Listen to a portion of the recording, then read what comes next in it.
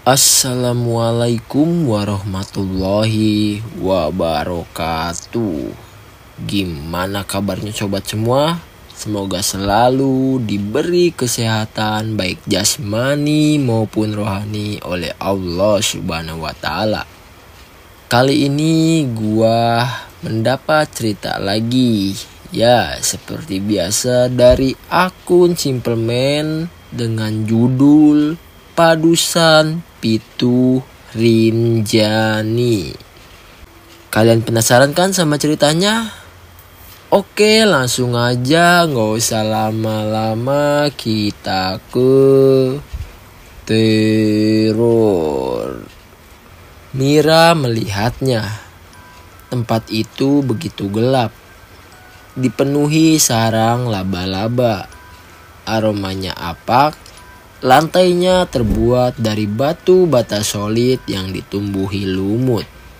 Tak ada yang bisa dilihat di sini selain kekosongan. Mira menatap ke sana kemari, memperhatikan setiap detail apa yang ada di sini. Banyak sekali kerangka pintu tersebar di sepanjang lorong. Mira tak tahu ada apa di setiap ruangan gelap itu sampai suara yang bertahun-tahun terpendam dalam ingatannya terdengar lagi.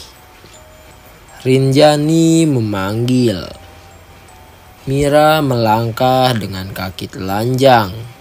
Sentuhan lantai batu bata yang dingin membuatnya bisa merasakan bahwa tempat ini sudah lama ditinggalkan. Di sepanjang ruangan gelap yang Mira lewati, terdengar jeritan anak-anak kecil. Namun, Mira tak bergeming karena Rinjani tak menghendakinya. Ditemukan sebuah pintu kayu tua yang dipilin dengan darah. Mira menyentuhnya sesaat, merasakan setiap emosi dari darah anak-anak yang ditumpahkan untuk mengunci Rinjani dari tidurnya sebelum akhirnya ia kembali terjaga. Mira membuka pintu perlahan sebelum melangkah masuk. Mira terdiam. Matanya terbelalak menyaksikan ruangan itu dipenuhi dengan anak perempuan yang sudah terbujur kaku. Mereka diletakkan begitu saja di atas ranjangnya masing-masing. Meski takut, namun Mira terus berjalan melewati mayat anak-anak perempuan itu. Pikirannya berkemelut. Dari ratusan anak yang diletakkan di sepanjang ruangan, Mira melihat hal yang berbeda. Tepat di ujung ada sebuah tiang kokoh. Di atasnya digantung 6 anak perempuan. Mata mereka terbuka seakan melotot menatap Mira. Mira tertuju pada sepotong tali kosong. Tempat seharusnya ia berada. Mira masih diam menatap tali kosong sebelum ia menyadari sesuatu di belakangnya tengah bergerak. Mira menoleh memperhatikan sekeliling. Satu persatu anak perempuan itu terbangun dari tempatnya. Mereka menatap Mira yang masih tertegun. Serempak mereka menunjuk Mira. Mira tak tahu apa yang terjadi karena ratusan anak-anak itu menunjuk seraya membuka mulut seakan ingin mengatakan sesuatu. Hingga Mira menyadari di belakangnya ia merasakan sesuatu sedang berdiri di sana. Kehadirannya begitu dingin. Perlahan, Mira menoleh saat sosok itu menghisapnya. Mira tersentak dari tidurnya. Ia menatap Rashid di bangku kemudi yang kemudian tersenyum tak enak saat melihatnya. "Maaf Mir, Rashid baru bisa nyetir, jadi ya gini masih kasar." kata Guntur di samping bangku Rashid. Eka menatap Mira. Ia meminta agar Mira kembali tidur karena ia yang paling terlihat begitu lelah. Mira mengangguk sebelum matanya bertemu dengan mata Mayang. Sejak awal entah kenapa Mira merasa tak nyaman saat berada di sekitarnya. Dan tampaknya perasaan ini tak akan berubah. Ada hal-hal yang membuat Mira merasa ada yang janggal dari seorang Mayang. Meski ia tak pernah melakukan apapun yang membuat Mira tak suka, tapi di dalam dirinya seakan ada yang membuatnya harus menjaga jarak. Sesuatu yang tidak bisa Mira cari jawabannya. Rashid menghentikan mobil. Di depannya ada anak-anak yang dipandu oleh seorang guru menyeberang jalan. Mira menatap anak-anak itu. Ia teringat dengan mimpi-mimpi tentang anak yang terus berulang-ulang datang kepadanya. Mira tak tahu maksud mimpi-mimpinya. Di tengah pikiran kacaunya, tiba-tiba Mira merasa aneh. Semua yang ada di sekitarnya mendadak sunyi. Semua orang bergerak dengan semestinya.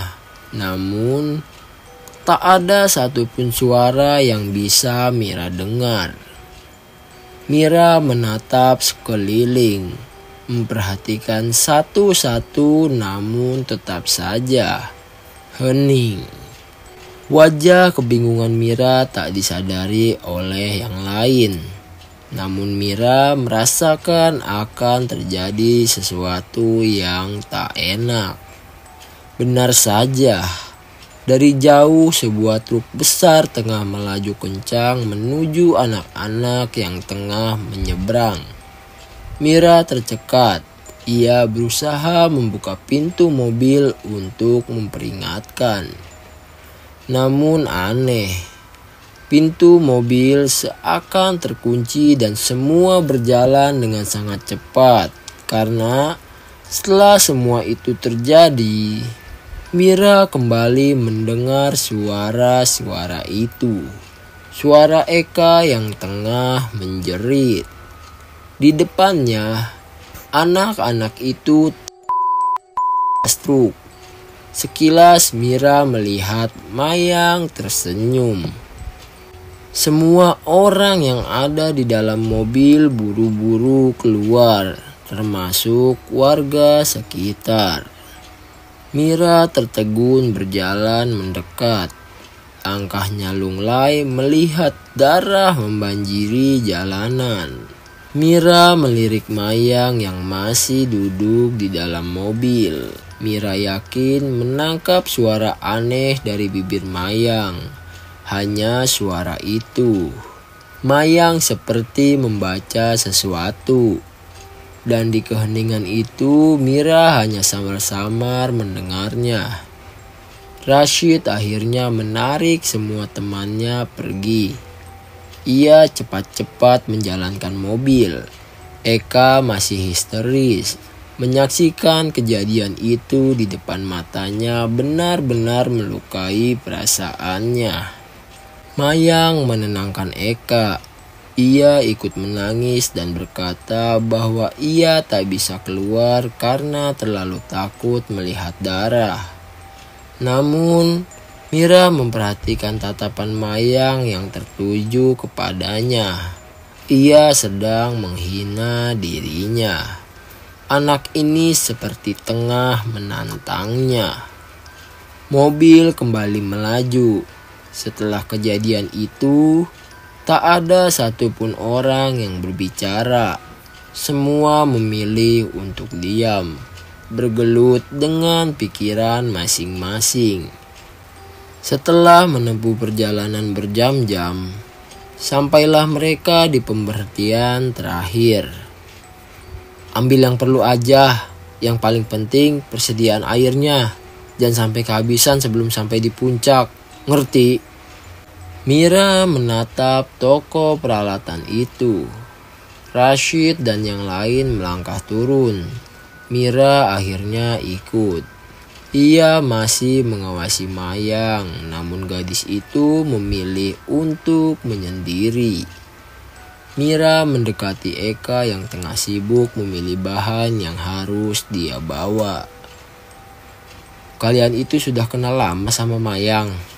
Eka menoleh menatap Mayang yang memilih untuk berdiri di samping mobil sebelum menjawab pertanyaan Mira.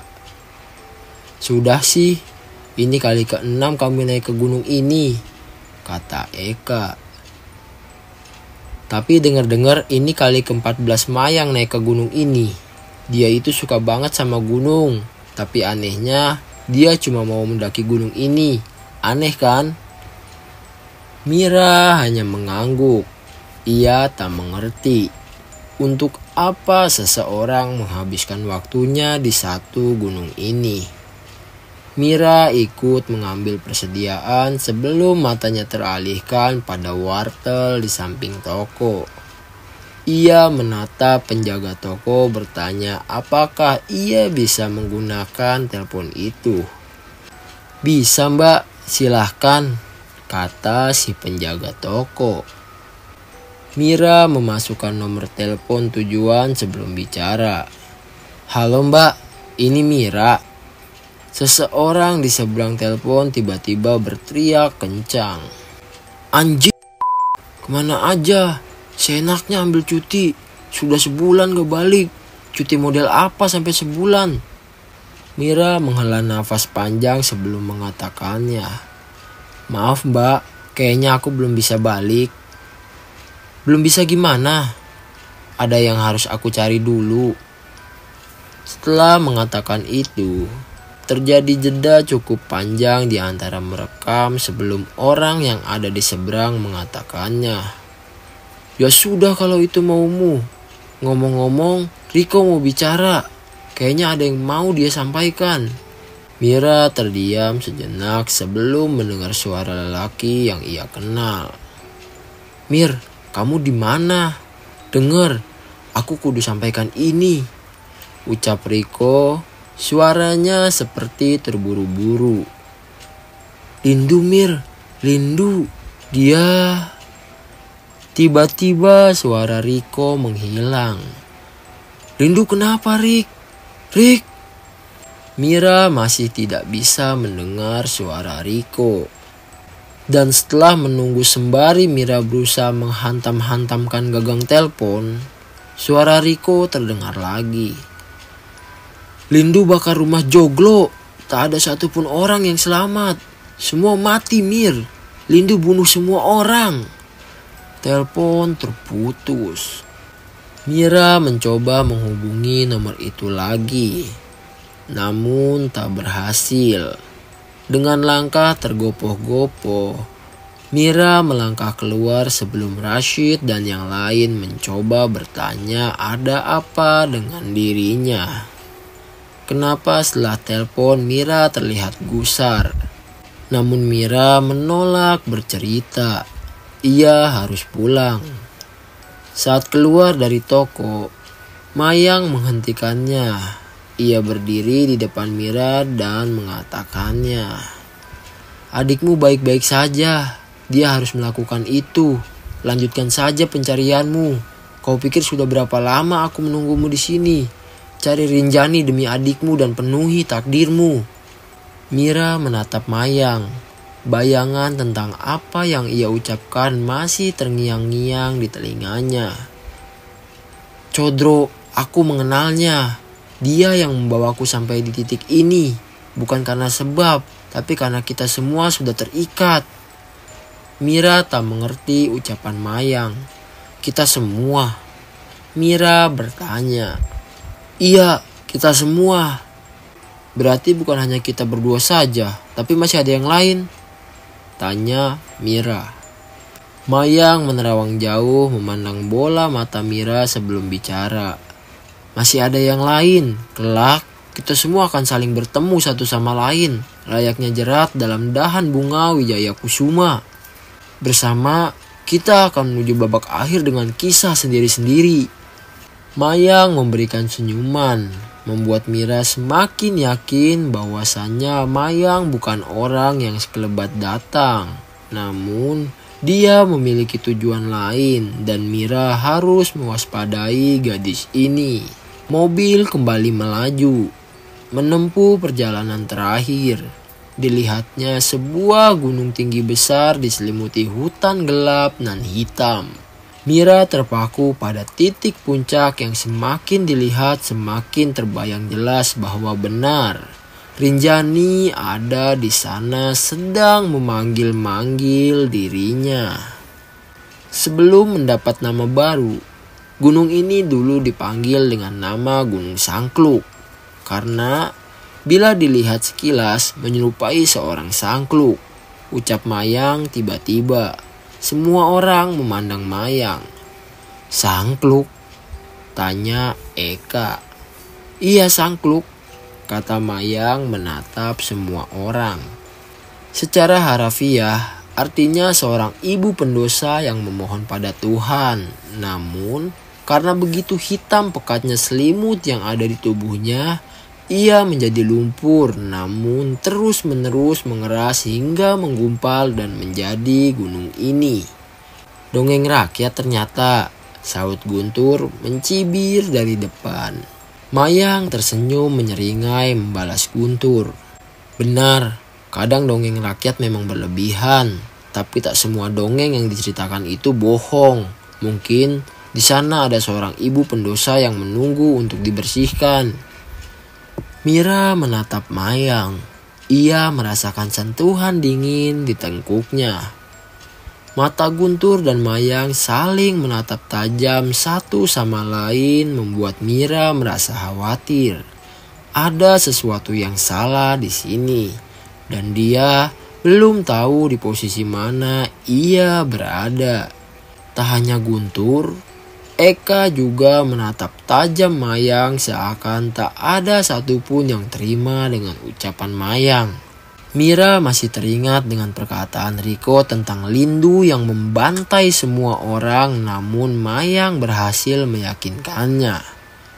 Ia bilang bahwa Lindu tak perlu dikhawatirkan, melainkan mata rantai antara Kodro dan Rinjani harus diputus.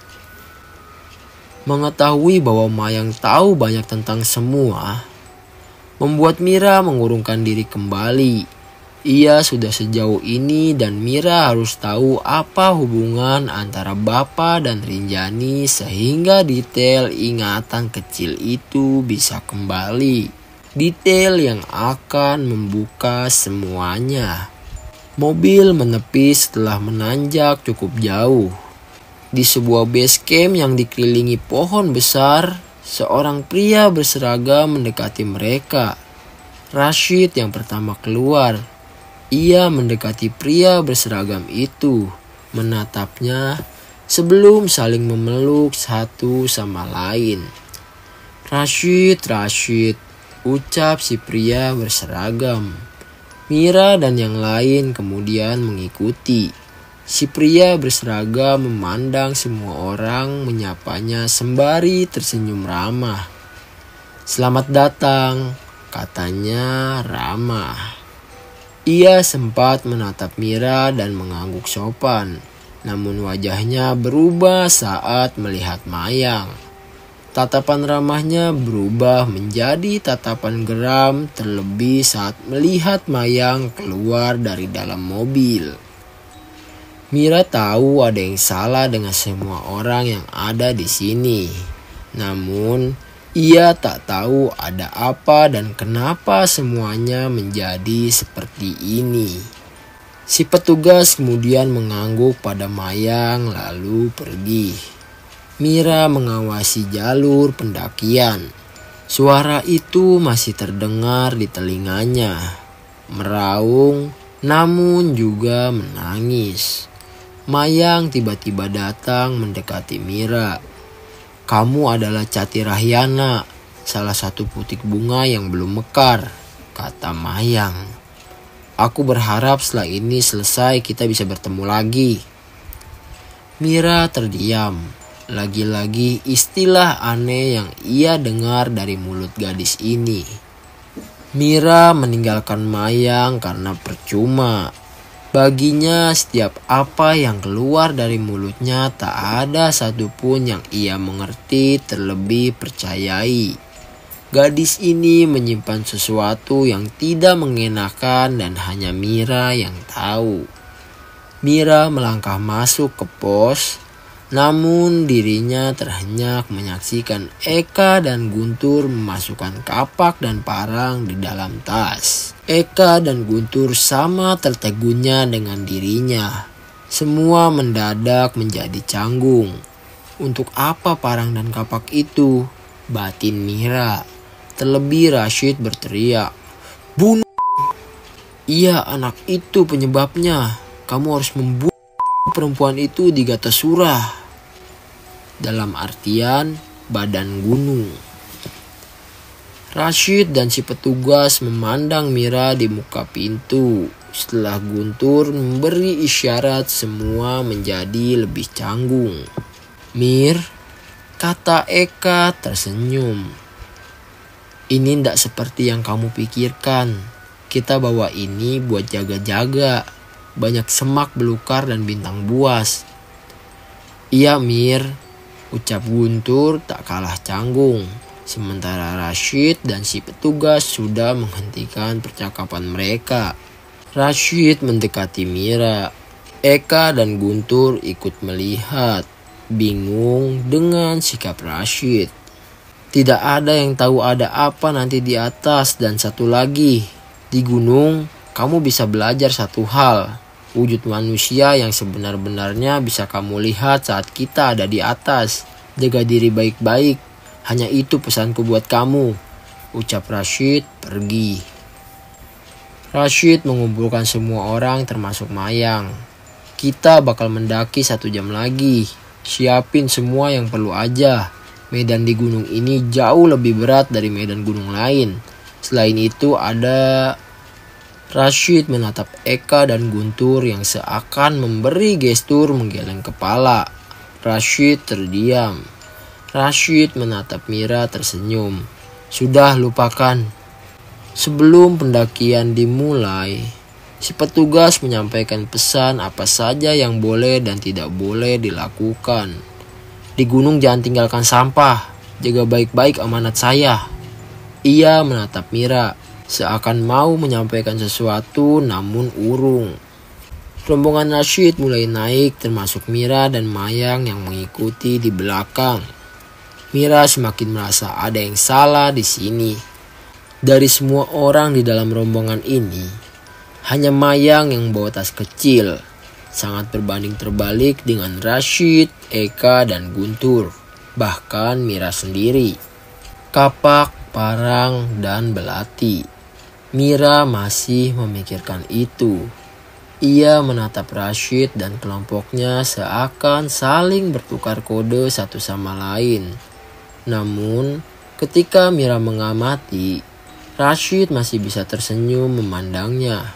Perjalanan dimulai pukul 3 sore. Langit sudah memerah. Tak ada satupun yang bicara, karena tampaknya mereka sudah terbiasa dengan pendakian ini. Mayang sendiri tampak begitu santai.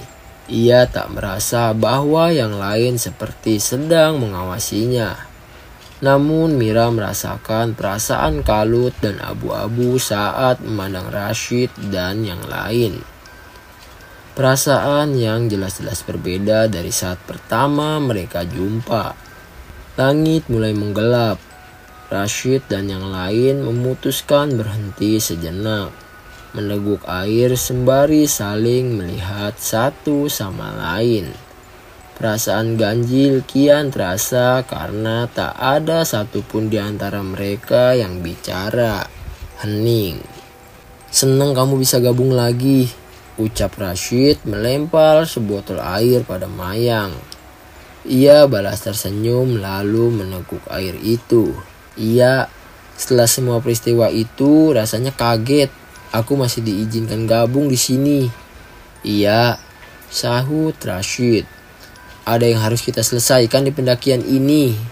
Meski mereka saling berbicara satu sama lain, namun Mira merasakan bila mereka saling melempar kalimat sindiran.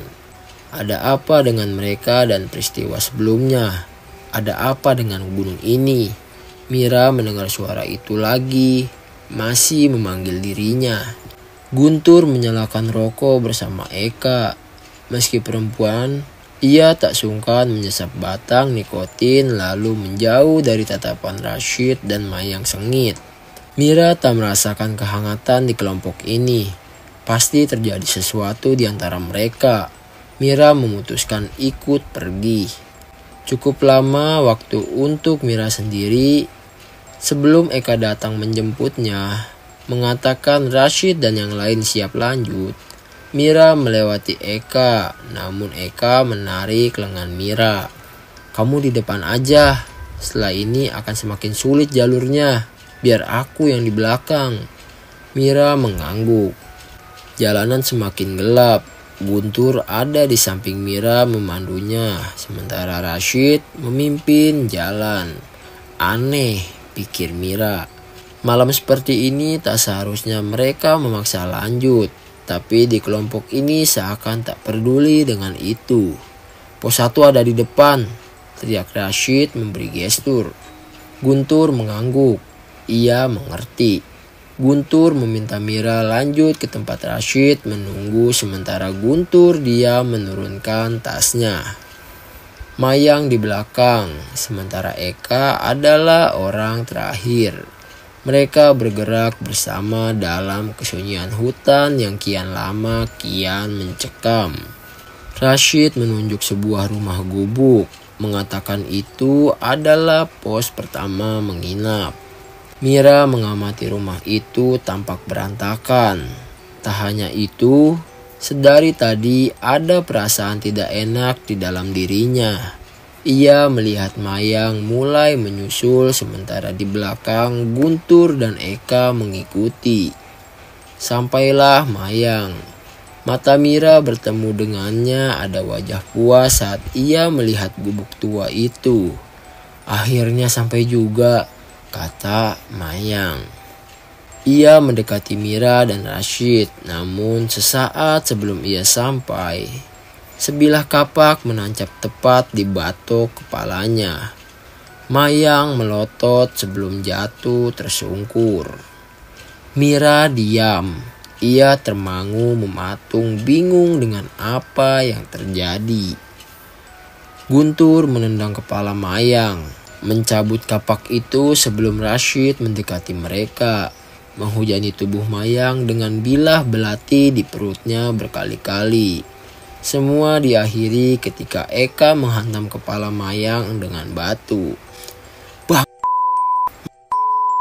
ini untuk teman-teman kami yang sudah kau habisi, sialan!" teriak Eka. Ia terus-menerus mengambil batu besar itu, menghantamnya lagi dan lagi sembari terus mencaci maki Mayang yang sudah tak bergerak. Semua selesai saat Rashid menghentikannya. "Cukup, ayo pergi. Masih ada yang harus kita lakukan," teriak Rashid pada yang lain. Semua menatap Mira yang terkejut gemetar. Pikiran Mira kalut karena Rashid menatapnya bersama Eka dan Guntur. Tatapan mata mereka begitu sengit. Mira bergerak mundur lalu meraih pisau di pinggangnya. "Dengar, kamu gak perlu angkat itu. Kita kudu pergi Mir dari sini," teriak Rashid. "Pergi matamu, kalian baru bunuh manusia," teriak Mira masih menghunus pisau. "Maksudmu si bangsat ini?" Guntur ikut berteriak menunjuk Mayang. "Dia ini iblis, sialan!" Rashid mencoba menenangkan Mira. Ia meminta semua temannya diam sebelum mengatakannya. "Dengar Mir, sekarang aku tanya, kamu mau ikut apa enggak? Bilang saja." "Ikut kemana? Ngapain aku harus ikut?" "Karena dia akan hidup lagi," ucap Rashid. Mira terhenyak diam. "Hidup lagi?" "Benar," kata Eka. "Aku sudah pernah gilas badannya pakai mobil 3 kali Mir. Dan dia hidup lagi. Bangsat nih anak. Aku pernah bakar rumahnya dan lihat sendiri dia terbakar habis di depan mataku. Tapi dia masih hidup, teriak Guntur. Sampai kami tahu dia mempelajari Kolojiwo. Kami mencari tahu sampai bertemu banyak sekali orang yang tak pernah tahu ini. Hingga aku bertemu seseorang, ia mengaku tahu cara menangkal Kolojiwo dengan membunuh 7 kali si pemilik ilmu ini. Dan ini adalah kematian ke-6 dirinya. Rashid menatap Mayang sebelum membakarnya. Kobaran api masih menyala. Rashid menarik tangan Mira meninggalkan Mayang seorang diri. Ia mati. Benar-benar mati. Menyusuri jalanan yang kian menanjak, Mira berlari bersama yang lain. Namun ada perasaan kosong di dalam dirinya. Benarkah Mayang masih bisa hidup lagi? Sepanjang jalanan tanah yang lembab, Mira dan yang lain terus berjalan menyibak dedaunan dan semak belukar. Hutan ini benar-benar menunjukkan siapa dirinya. Tak ada satupun sinar yang bisa menerangi, bahkan senter di tangan Rashid pun tak mampu mengusir kengerian dari segala penjuru. "Kak, di mana?" tanya Rashid. Eka berhenti sejenak. Ia tengah berpikir dengan napas terengah-engah. Sementara Guntur sesekali memperhatikan apa yang ada di belakang, seakan-akan ada seseorang yang akan mengejarnya. Mira ikut memperhatikan, namun tak ada siapapun di sana. Hening. Hutan ini lebih sunyi dari yang pernah Mira bayangkan. Ia tak lagi mendengar jerit dari suara yang memanggilnya. Seakan suara itu lenyap seiring dengan kematian Mayang. Guntur masih berjaga, sementara Rashid dan Eka saling menukar kompas. Masih hening sebelum suara itu kembali. Panik. Itulah hal pertama yang Mira rasakan. Suara ini tak hanya memanggilnya, namun juga berkelakar bahwa Mira harus pergi. Wajah panik Mira mendapat perhatian Rashid yang kemudian mendekatinya. Namun mata Mira menangkap sosok nan jauh dari balik semak belukar. Mayang di sana. Semua orang menatap kemana Mira melihat. Dan wajah panik seketika muncul. Eka dan Guntur mundur mendekati tempat Rashid dan Mira. Tapi ada yang aneh dari Mayang. Ia mengenakan pakaian yang berbeda.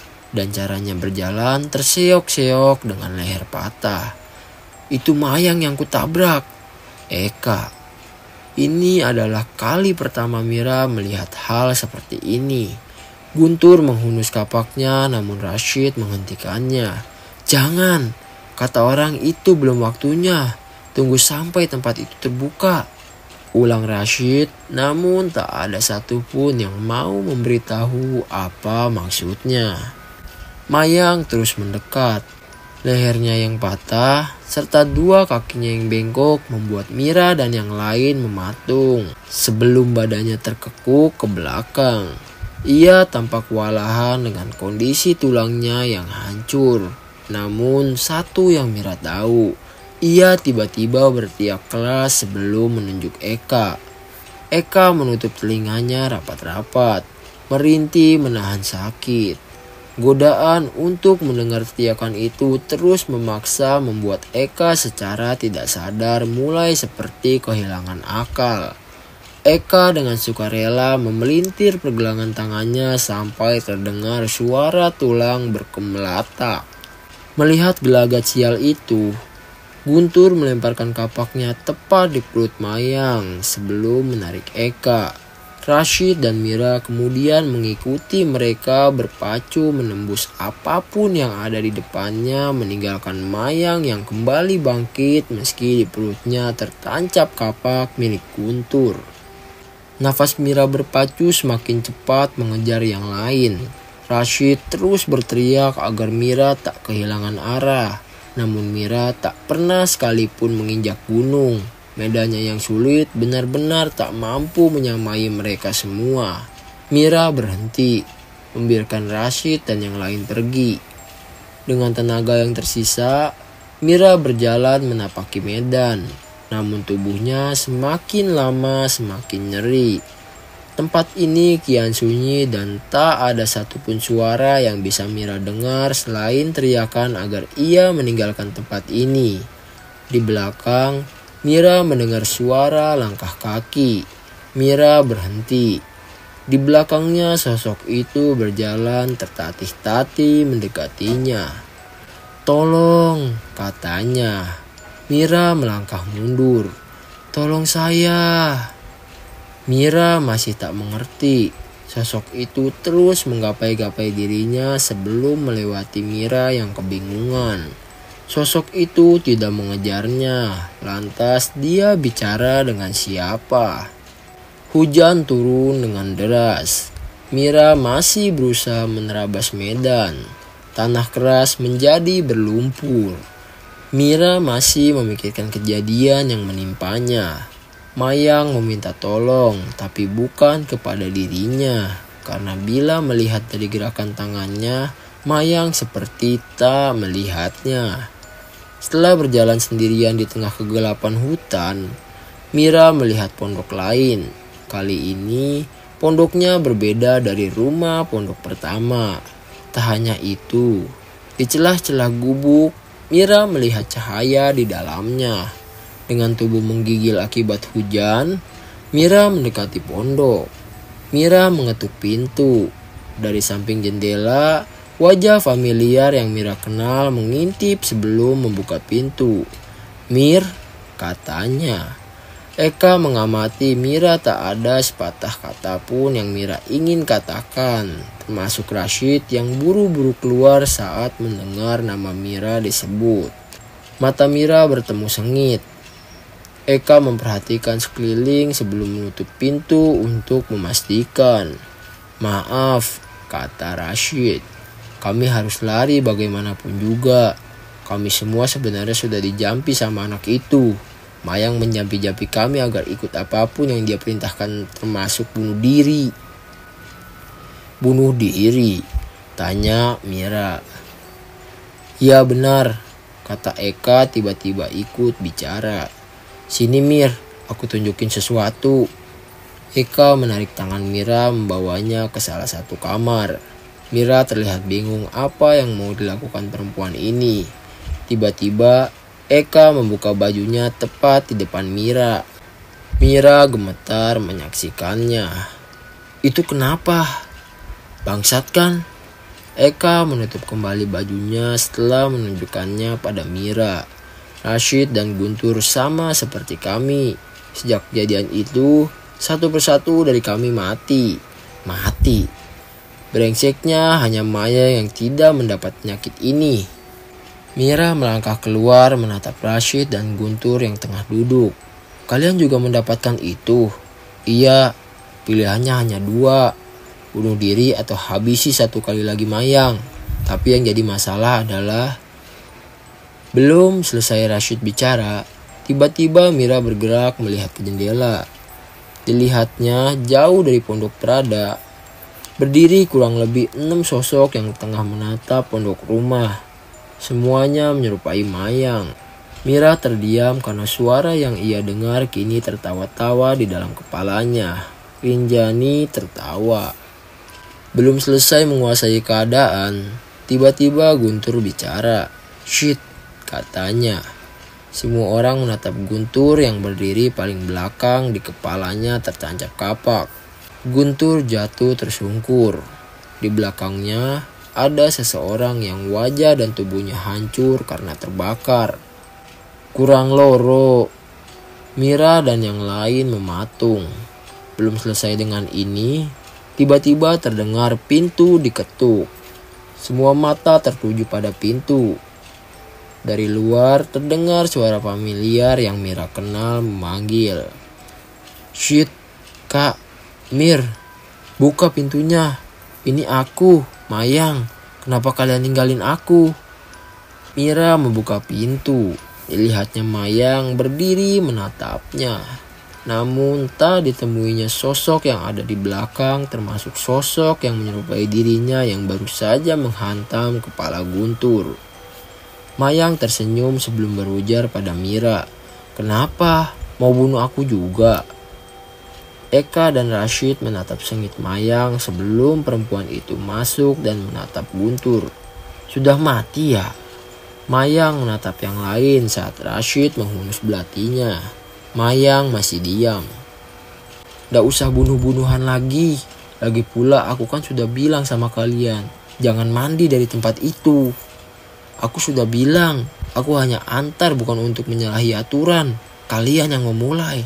Kalau kalian gila bukan salahku. Mayang menyentuh wajah Guntur. Dibelai wajahnya. Saat Mira menyaksikan Mayang seperti itu, suasana tempat ini menjadi lebih dingin sebelum Guntur membuka mata. Aku nggak gila, Mai, ucap Eka. Aku nggak gila, Mai.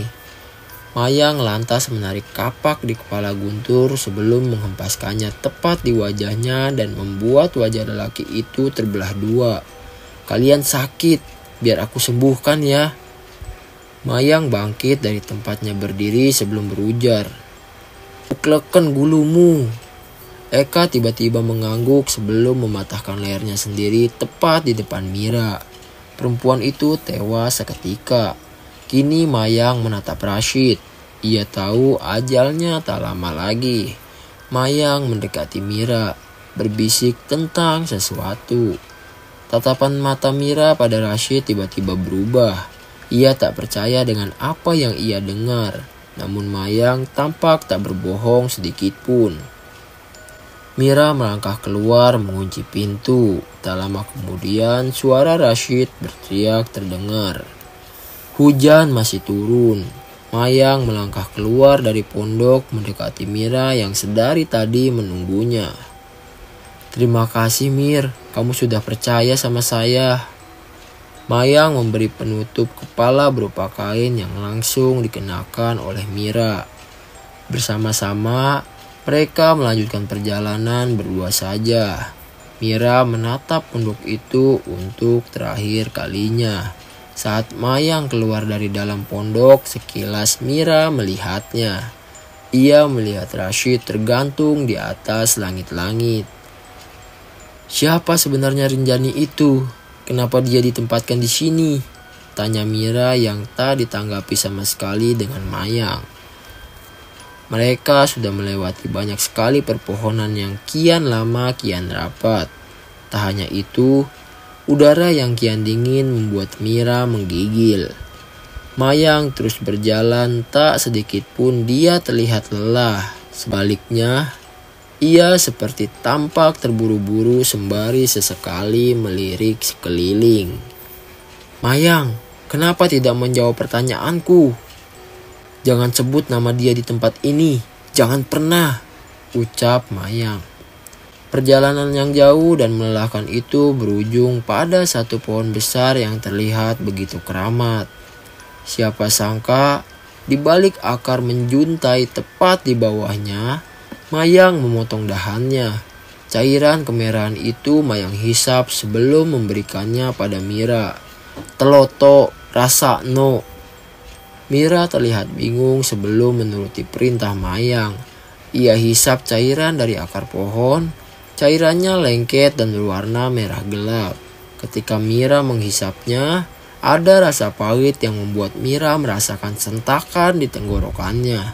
Karena setelahnya, Mira bisa melihat semua. Tempat Mira berdiri tepat di depan pohon keramat itu, Mira melihat begitu banyak anak-anak perempuan kecil mengamatinya malu-malu. Mayang mendekati lalu berbisik. Anak-anak itu milik Codro yang diambil dari tangan Rinjani. Mayang menceritakan siapa Codro. Ia mewarisi salah satu ilmu yang diajarkan langsung oleh Codro. Namun ada harga yang harus dibayar. Apa yang diminta olehnya? Menurutmu, apa yang diminta oleh orang tua uzur yang tak pernah mau menikah pada gadis kecil? Mira mematung. Ia tahu apa itu. Mayang tersenyum, namun Mira tak habis pikir bila hal itu terjadi pada adiknya. Kira-kira bagaimana ia akan menyikapi semua ini. Sekarang akan kubawa kau ke tempat itu, hanya kau seorang. Wajah Mayang mendekati wajah Mira sampai mereka seperti akan berciuman sebelum Mayang menggorok leher Mira dengan cepat. Mira tersungkur. Dengan wajah setengah sadar, Mira menahan darah yang terus keluar dari lehernya. Ditatapnya Mayang yang mengamati, karena sebelum semuanya hitam, Mayang berbisik, "Pilihane onong nang awakmu. Kalau jiwo itu ilmu untuk mengikat nyawa pada tumbal yang kamu persembahkan." Mayang melihat anak lelaki kecil. Di depannya ada kakek tua. Di belakangnya ada seorang pria yang mengenakan belangkon, mengawasi. "Persembahkan tumbalmu, maka setan dunia akan bersumpah menggantikanmu. Hidup menyerupaimu hingga 7 kali kematianmu. Namun tumbalmu tidak boleh sembarangan karena harus anak perempuan. Itu yang dulu sudah dijanjikan semenjak perjanjian pertama antara keturunan Codro. Tumbalmu semakin banyak, maka yang mengabdi padamu akan bertambah kuat lagi." Mira hanya mendengarkan. Ia tak tahu di mana ini dan kenapa ada di sini. Namun wajah anak kecil itu familiar. Pintu terbuka. Seorang lelaki yang mengenakan pakaian putih masuk. Ia membisiki pria berbelangkon sebelum pria itu pergi meninggalkan ruangan. Mira melihat anak lelaki itu untuk terakhir kalinya. Ada saat di mana anak itu sempat menatap ke arahnya. "Ada apa, Gus?" tanya si lelaki tua. Anak itu menggeleng sebelum menatap kembali lelaki tua di depannya. Mira mengikuti pria berbelangkon. Ia dituntun menuju sebuah ruangan. Sebelum pintu ditutup, Mira melesat masuk. Di atas ranjang, Mira melihat seorang gadis kecil. "Mayang," kata si pria berbelangkon. Gadis itu hanya menunduk. Ia menahan tangisannya. "Sebentar lagi akan kuajarkan dirimu kalau jiwo." Pria itu masuk ke ranjang sebelum menutup tirai putih. Mira tertegun sesaat menyaksikan semuanya sebelum sesuatu menarik dirinya. Tangan kurus pucat. Bahkan bila dilihat dengan mata kepala sendiri, sosok yang menarik Mira terlihat bukan seperti manusia lagi. Mira tersentak mundur. Ia begitu terkejut menyaksikan seorang perempuan. Tingginya mungkin lebih dari 2 meter. Begitu jangkung dengan rambut panjangnya. "Akhirnya kamu datang juga, nak. Anak dari ikatan ari-ariku." Mira masih terpaku melihat betapa mengerikannya sosok yang ada di depannya. Tangannya tidak normal. Begitu panjang sampai menyeret lantai. "Jangan takut sama ibu, Nduk." "Siapa Anda?" tanya Mira. Sosok itu masih tersimpu sebelum Mira tahu di tubuhnya ditancapkan sebuah pasak kayu. Ia menyeret satu kakinya yang lumpuh. Sebelum ia mencoba membelai kepala Mira, ia berucap dengan suara lirih, "Rinjani." Meski penampilannya tak seperti manusia, namun tatapan matanya yang putih begitu sayu. Ia seperti tersiksa dikurung di sebuah tembok batu yang begitu dingin. "Banyak yang datang ke tempat ini untuk mencari kekayaan, mencari hidup yang layak. Tapi aku cuma nunggu kamu untuk..." Sebelum sosok itu menyelesaikan ucapannya, mulutnya memuntahkan cairan keputihan yang aromanya begitu busuk, membuat Mira bergidik ngeri. "Jangan takut. Aku gak bisa bicara masa depanmu yang sangat hitam. Tapi aku bisa memberimu pilihan untuk dia. Adikmu, apa kamu ingin menyelamatkannya? Tapi aku ingatkan, ayahmu sudah membuat janji sama saya. Jika sampai kamu salah memilih, hidupmu tidak akan pernah tenang. Meski wujudku terlihat bukan seperti manusia lagi, tapi kuingatkan, jangan sampai kamu bersekutu dengan ratu." Untuk pertama kalinya, Mira berani menatap wajahnya. Ia begitu lama mencarinya, dan sekarang Mira sudah ada di hadapannya. Lindu dalam bahaya cengkraman Codro. Dan Mira sudah melihat Codro seperti apa. Saat mendengar Codro mati, tubuhnya tak sepenuhnya mati. Lantas Mira memilih Lindu. Sekarang mandilah, bersihkan ragamu di pemandian 7. Rinjani menunjuk sebuah pintu yang baru pertama Mira lihat. Rogot nyowo, sebentar lagi dibuka nak. Mira menatap Rinjani. Dari bola matanya yang putih, Rinjani menangis dengan air mata yang begitu hitam. Putih dan hitam adalah gambaran dari manusia yang mencari kebebasan. Kebebasan untuk lepas dari ratu yang dia sebut dalam suaranya, Rogot nyowo, akan memulai semuanya. Mira meninggalkan Rinjani. Di balik pintu kayu, Mira melihat sebuah mata air dengan pancuran dari berbagai simbol patung yang tidak Mira kenali. Namun Mira pernah menggambarnya, mengumpulkannya di papan tempat Riko sekarang menyimpannya. Simbol patung itu memiliki bentuk berbeda-beda. Setiap pancuran dijaga. Ada seorang gadis yang menjaga setiap mata air itu. Ia tak mengenakan pakaian. Caranya melihat begitu kosong. Mira tertegun menyaksikan mereka semua seakan sudah menunggu Mira. "Kesini mbak," satu dari 6 gadis kecil memanggil dirinya. Mira mendekatinya. Setiap dingin air mengguyur tubuhnya, Mira merasakan sentuhan bahwa tempat ini begitu kosong. Tak ada siapapun lagi di sini. Namun dari setiap guyuran itu, Mira melihat kilas peristiwa. Sebuah pernikahan berdarah di mana semua undangan tewas memuntahkan darah hitam dari mulutnya. Mira juga melihat seseorang yang begitu hina dan busuk tengah dipenggal oleh seorang wanita yang mengenakan sanggul sebelum wanita itu memenggal yang lainnya. Ia membawa 2 kepala itu di tangannya sebelum pergi meninggalkan lelaki tua buncit yang kemudian membersihkan semuanya. Jauh dari tempatnya, ada sebuah rumah dengan sosok berwujud wanita tua tengah menjilati tubuh seorang gadis yang terbujur kaku di dalam sebuah keranda bambu kuning. Gadis itu tengah dimandikan, namun sosok tua itu terus-menerus menjilati tubuhnya. Mira hanya bisa melihat sosok itu. Mira tidak tahu kilasan peristiwa-peristiwa itu kapan terjadi. Namun dirinya terhenyak saat melihat seorang tengah duduk di bangku kosong dengan sebuah meja panjang. Ia menyendiri. Mira mendekati sosok itu. Tak beberapa lama, masuk 3 orang ke ruangan itu. Mereka ikut duduk. "Bagaimana? Sudah kalian pikirkan? Manusia kalau sudah merasa derajatnya tinggi memang sombong. Tidak ingat dengan masa lalunya." Sosok itu berkelakar. Semua diam. "Mas, aku sangat menghormatimu, tapi tidak bisa menghilangkan 1 dari 7. Bila itu dilakukan, tidak akan ada yang selamat. Anda lebih tahu. Keluar saja yang tidak mau terlibat, biar kulakukan sendiri." 2 dari 3 orang itu membungkuk sebelum keluar, namun hanya ada seorang yang masih duduk. "Kamu gimana, Du?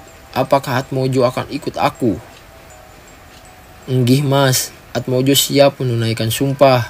Tapi tak ingatkan masih ada 2 keluarga yang belum memutuskan kemana mereka memilih." Sosok yang duduk itu berdiri. Ia mendekati seorang yang dipanggil Atmojo. Mira persis di sampingnya, masih mencoba melihat apa yang terjadi di sini. Saat tiba-tiba sosok itu berucap lirih, "Belum waktunya," sembari menarik tangan Mira. Mira tersentak kembali. Rinjani menatapnya. "Sekarang ini dirimu sudah bersih. Aku masih bisa memberi pilihan." Mira menatap Rinjani. Tangannya gemetar hebat saat melihat wajah sosok itu. "Saya siap," ucap Mira. Ia tak bergeming meski Rinjani sudah mengingatkannya. "Kamu bakal mati lagi. Tidak ada manusia yang kuat menerima ini kalau tidak mati terlebih dahulu." Rinjani membuka mulutnya sebelum mencekik leher Mira. Saat Mira membuka mulutnya, ia memuntahkan semuanya. Mira mengejang hebat. Rinjani masih menangis. Air matanya yang hitam perlahan kembali. Wajah keibuan dirinya terlihat di depan Mira. Sebelum semuanya gelap, Rinjani mengucapkan, "Terima kasih." Mira membuka matanya. Ia melihat Mayang di depan wajahnya.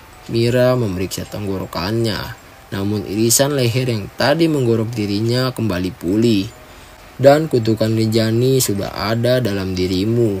Begitu juga berkah yang dia miliki, tanya Mayang. Mira mengangguk. Mayang menarik tangan Mira. Mereka berdiri bersama.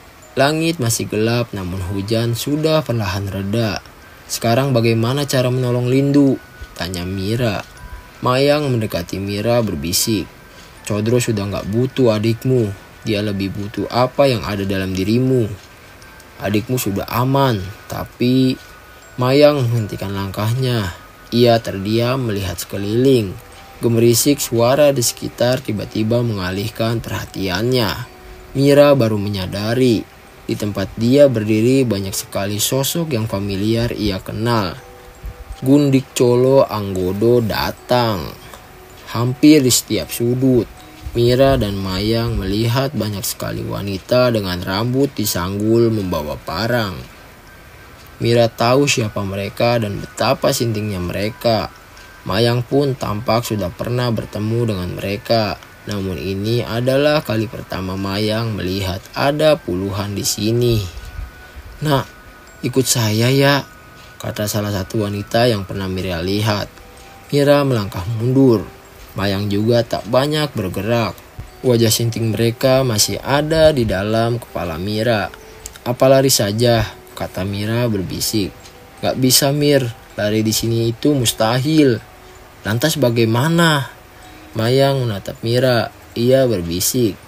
"Mereka mau dengan apa yang ada dalam dirimu. Gak ada cara lain. Semoga kita ketemu lagi." Mayang menggorok leher Mira untuk kedua kalinya. Kilasan terakhir yang Mira lihat sebelum semuanya hitam adalah Lindu yang tengah duduk di atas ranjang kosong. Tak beberapa lama seorang pria tua melangkah masuk sebelum ia menyeringai pada Mira. Dan semuanya selesai. Mira membuka matanya. Ia tengah berada di sebuah ruangan dengan orang-orang yang tampak khawatir menatapnya. Saat melihat Mira, mereka berteriak satu sama lain. "Sudah sadar, pasien sudah sadar." Mira berteriak meminta adiknya Lindu, namun orang-orang itu menghentikannya. Ia hanya bicara bahwa sudah 3 hari Mira dibawa ke tempat ini. Setelah dilakukan pencarian 1 minggu lebih, dengan ditemukannya 4 mayat yang tewas di atas gunung, saat semua foto 4 mayat itu ditunjukkan, Mira mengenali semuanya. Itu adalah Guntur, Eka, Rashid, dan Mayang. Mira tidak tahu harus mengatakan apa selain apa yang sebenarnya terjadi kepada dirinya. Sore itu langit mulai menggelap. Mira turun dari ranjangnya tanpa sepengetahuan orang. Ia melangkah keluar berjalan sendirian di lorong. Pikirannya begitu kosong. Tak ada lagi yang bisa ia lakukan. Seolah jiwanya sudah direnggut, Mira menelusuri jalan sebelum berdiri di tengah jalan. Mira menatap sebuah bus yang tengah melaju dengan kencang. Semua orang yang melihat Mira berteriak agar perempuan itu menyingkir. Namun anehnya, Mira justru tertawa sebelum tubuhnya dihantam oleh bus. Darah mengalir. Bus berhenti dan semua orang mendekat. "Minggir, minggir!" teriak seorang lelaki. "Goblok! Bodoh! Sudah tahu ada bus, tambah berhenti di tengah jalan. Cari mati nih anak sinting." Lelaki yang satunya mendekat. "Mati gak Rus?" tanya si lelaki. "Ya matilah bodoh. Justru kalau masih hidup berarti bukan manusia. Sudah lupakan manusia gila yang kemarin." Tepat setelah mengatakan itu, tiba-tiba kerumunan orang yang ada di sekeliling berjingkat terkejut. Lelaki itu bingung. Ia melihat si perempuan yang leher dan anggota tubuhnya lain patah berlumuran darah, tiba-tiba bergerak. Ia mengejang sebelum satu persatu meluruskan tulangnya. Si lelaki melangkah mundur, begitu juga orang-orang. Anehnya, hanya Agus yang mendekatinya. "Ibu," katanya. "Ibu matamu," ucap Ruslan. Namun Agus mendekatinya. Mira menatap si lelaki sebelum berujar. Rogot nyowo baru saja dilepaskan. Suara Mira terdengar lirih. Agus terperangah. Kalimat yang paling ia takuti terdengar lagi dari mulut perempuan asing. Oke teman-teman, segitu aja kisah cerita dari Padusan Pitu Rinjani. Wow, ceritanya cukup panjang ya teman-teman. Ini versi terpanjang dari cerita-cerita sebelumnya. Tapi bagus ceritanya. Cuma sepertinya ini bukan kisah nyata. Sepertinya ini kisah hayalan yang dibuat oleh orang dengan cerita-cerita yang ada di pikirannya. Sangat bagus, mantap, the best. Oke teman-teman, segitu aja. Buat kalian yang suka silahkan like, dan buat kalian yang gak suka silahkan dislike, dan buat kalian yang suka banget silahkan subscribe di bawah. Gue Panji Pandep, salam.